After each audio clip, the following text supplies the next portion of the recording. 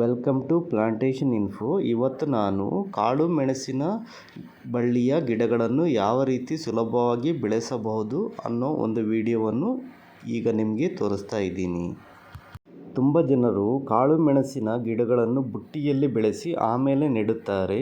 ಅಂದರೆ ಕಾಳು ಮೆಣಸಿನ ಬಳ್ಳಿಯ ರನ್ನರ್ಸನ್ನು ಕಟ್ ಮಾಡಿ ಅದರ ಕಡ್ಡಿಗಳನ್ನು ಬುಟ್ಟಿಯಲ್ಲಿ ಹಾಕಿ ಬೆಳೆಸಿ ಗಿಡ ಬೆಳೆದ ನಂತರ ಪ್ಲಾಂಟಿಂಗ್ ಮಾಡುತ್ತಾರೆ. ಯಾಕೆಂದರೆ ಈ ರೀತಿ ಮಾಡಿ ಬೆಳೆಸಿದ ಗಿಡ ಸಾಧಾರಣವಾಗಿ ಎಲ್ಲ ಗಿಡವೂ ಚಿಗುರು ಬರುತ್ತದೆ. ಹಾಗಾಗಿ ಈ ವಿಧಾನವನ್ನು ಅಳವಡಿಸುತ್ತಾರೆ.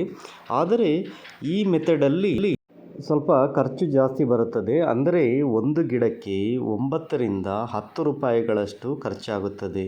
ಆದರೆ ಈ ವಿಧಾನದಲ್ಲಿ ಗಿಡವನ್ನು ಪ್ಲಾಂಟಿಂಗ್ ಮಾಡೋದರಿಂದ ಗಿಡಗಳು ಆಲ್ಮೋಸ್ಟ್ ಎಲ್ಲ ಗಿಡಗಳು ಚಿಗುರು ಬರುತ್ತದೆ. ಹಾಗಾಗಿ ತುಂಬ ಜನರು ಈ ವಿಧಾನವನ್ನು ಅಳವಡಿಸುತ್ತಾರೆ. ಆದರೂ ಕೆಲವರು ತುಂಬ ಖರ್ಚಾಗುತ್ತದೆ ಅಂತೇಳಿ ರನ್ನರನ್ನೇ ಡೈರೆಕ್ಟಾಗಿ ಪ್ಲಾಂಟಿಂಗ್ ಮಾಡುತ್ತಾರೆ. ರನ್ನರನ್ನು ಕೂಡ ಸರಿಯಾದ ವಿಧಾನದಲ್ಲಿ ಪ್ಲಾಂಟಿಂಗ್ ಮಾಡಿದರೆ ಅದು ಕೂಡ ಚಿಗುರು ಬಂದು ನಿಮ್ಮ ಗಿಡ ಉತ್ತಮವಾಗಿ ಬೆಳೆಯುತ್ತದೆ. ಅದರ ಸರಳ ವಿಧಾನವನ್ನು ನಾನು ಈ ವಿಡಿಯೋದಲ್ಲಿ ತೋರಿಸ್ತೀನಿ. ಮೊದಲು ನೀವು ರನ್ನರನ್ನು ಕಟ್ ಮಾಡಿದ ಮೇಲೆ ಅದರ ಎಲೆಗಳನ್ನೆಲ್ಲ ತೆಗಿಬೇಕಾಗುತ್ತದೆ. ನೋಡಿ, ಅದನ್ನು ಕೂಡ ಈ ವಿಡಿಯೋದಲ್ಲಿ ತೋರಿಸ್ತೀವಿ. ಮೊದಲು ಗಿಡದ ಎಲೆಗಳನ್ನೆಲ್ಲ ತೆಗೆದು ಹೆಲ್ತಿ ರನ್ನರನ್ನು ನೀವು ಚೂಸ್ ಮಾಡಿಕೊಂಡು ರನ್ನರ್ನ ಎಲೆಗಳನ್ನೆಲ್ಲ ಮೊದಲು ತೆಗೆಯಬೇಕು.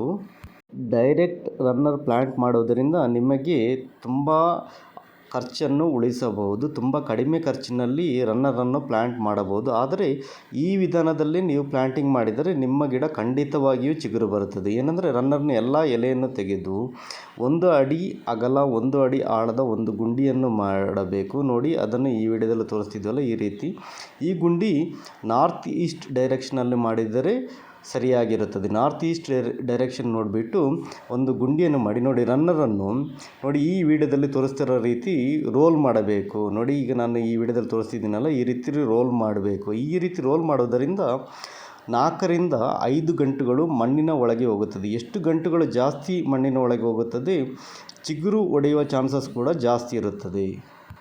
ಹಾಗಾಗಿ ಈ ರೀತಿ 4 ರಿಂದ 5 ಗಂಟುಗಳು ಮಣ್ಣಿನ ಒಳಗೆ ಹೋಗುವ ರೀತಿ ನೋಡಬೇಕು. ಗಂಟುಗಳಂದರೆ ನಾವು ಆ ಗಿಣ್ಣು ಅಂತ ಹೇಳ್ತೀವಲ್ಲ, ದಪ್ಪ ದಪ್ಪ ಇರೋ ಪಾರ್ಟ್ಗಳು, ಆ ಗಿಣ್ಣುಗಳು 4 ರಿಂದ 5 ಗಿಣ್ಣುಗಳು ಮಣ್ಣಿನ ಒಳಗೆ ಹೋದರೆ ತುಂಬ ಒಳ್ಳೆಯದು. ಹಾಗಾಗಿ ನಾವು ರನ್ನರನ್ನು ರೋಲ್ ಮಾಡಿ ಪ್ಲಾಂಟ್ ಮಾಡಬೇಕು. ಈ ರೀತಿ ರೋಲ್ ಮಾಡೋದರಿಂದ 4 ರಿಂದ 5 ಗಿಣ್ಣುಗಳು ಮಣ್ಣಿನ ಒಳಗೆ ಹೋಗುತ್ತದೆ.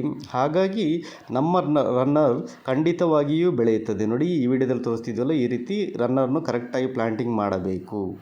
ರನ್ನರನ್ನು ತುಂಬ ಕಡಿಮೆ ಖರ್ಚಿನಲ್ಲಿ ಪ್ಲಾಂಟಿಂಗ್ ಮಾಡಬಹುದು. ಹಾಗಾಗಿ ಈ ವಿಧಾನವನ್ನು ಅಳವಡಿಸಿ ತುಂಬ ಬಲ್ಕಾಗಿ ಪ್ಲಾಂಟಿಂಗ್ ಮಾಡುವವರು ಕಡಿಮೆ ಖರ್ಚಿನಲ್ಲಿ ಪ್ಲಾಂಟಿಂಗನ್ನು ಮುಗಿಸಬಹುದು. ನೋಡಿ, ಈ ವಿಡಿಯೋದಲ್ಲಿ ತೋರಿಸ್ತಿರುವ ಹಾಗೆ ಸರಿಯಾಗಿ ನೆಟ್ಟು ಅದನ್ನು ಮಣ್ಣಾಕಿ ಫಿಲ್ ಮಾಡಬೇಕಾಗುತ್ತೆ. ಹಾಗೆಯೇ ಯಾವುದೇ ಮೆಣಸಿನ ಬಳ್ಳಿಯನ್ನು ನೆಡುವಾಗ ಅದಕ್ಕೆ ಪ್ರೊಟೆಕ್ಷನ್ಗೆ ನಾವು ಗೂಟ ಕೊಡಬೇಕು. ಅಂದರೆ ಸುತ್ತಮುತ್ತಲು ವೀಡಿಂಗ್ ಅಥವಾ ಬೇರೆ ಯಾವುದರ ಕೆಲಸ ಮಾಡುವಾಗ ಬಳ್ಳಿ ಡ್ಯಾಮೇಜ್ ಆಗದಾಗೆ ಪ್ರೊಟೆಕ್ಷನ್ ಮಾಡಬೇಕು. ಹಾಗೆಯೇ ಮಾಯ್ಶ್ಚರ್ ಎವಾಪರೇಷನ್ ಆಗದಾಗೆ, ಅಂದರೆ ಬಿಸಿಲು ಡೈರೆಕ್ಟಾಗಿ ಬೀಳದಾಗೆ ಸೊಪ್ಪುಗಳಿಂದ ಮಲ್ಚ್ ಮಾಡಬೇಕು. ನೋಡಿ, ಅದನ್ನು ಕೂಡ ಈ ವಿಡಿಯೋದಲ್ಲಿ ತೋರಿಸ್ತಿದ್ವಿ.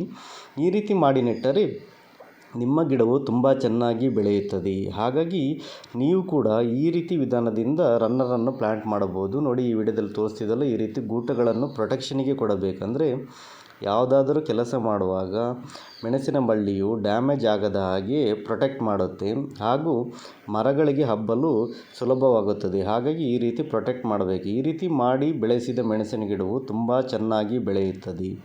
ನೋಡಿ, ಇದು 6 ತಿಂಗಳ ಗಿಡ ಎಷ್ಟು ಚೆನ್ನಾಗಿ ಬೆಳೆದಿದೆ ಅಂತೆ. ಹಾಗೆಯೇ ನೋಡಿ, ಈ ರೀತಿ ನೀವು ತುಂಬ ಲಾರ್ಜ್ ವಾಲ್ಯೂಮಲ್ಲಿ ಮೆಣಸಿನ ಬಳ್ಳಿಯನ್ನು ಬೆಳೆಸುವುದಾದರೆ ಡೈರೆಕ್ಟಾಗಿ ರನ್ನರನ್ನು ಪ್ಲಾಂಟ್ ಮಾಡಬಹುದು. ಮತ್ತು ರನ್ನರನ್ನು ಮಳೆಗಾಲ ಶುರುವಾದ ಸಮಯದಲ್ಲಿ ನೆಡಬೇಕು. ಮಳೆಗಾಲ ಇಲ್ಲದಿರುವ ಸಮಯದಲ್ಲಿ ರನ್ನರ್ ನೆಡುವುದು ಸೂಕ್ತವಲ್ಲ.